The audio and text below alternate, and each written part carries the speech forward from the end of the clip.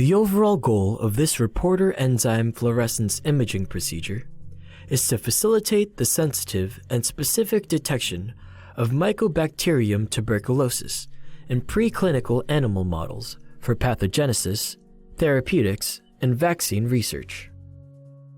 This method can help answer key questions in the tuberculosis field, including virulence mechanisms of bacterial species, as well as screening therapeutics and understanding vaccines. So the main advantage of this technique is that it allows for the same group of animals to be imaged at multiple time points.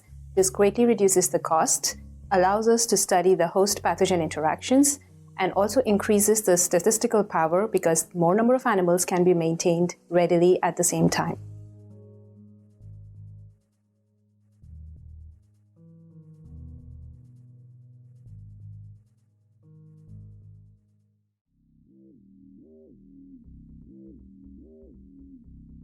To begin, grow up any M. tuberculosis bacteria in MOADC-TW medium at 37 degrees Celsius to an optical density of 0.5 measured at 600 nanometers.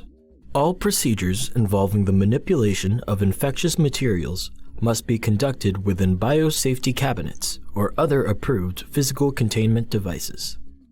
Once ready, make a series of 1 to 10 dilutions of the culture in the same medium.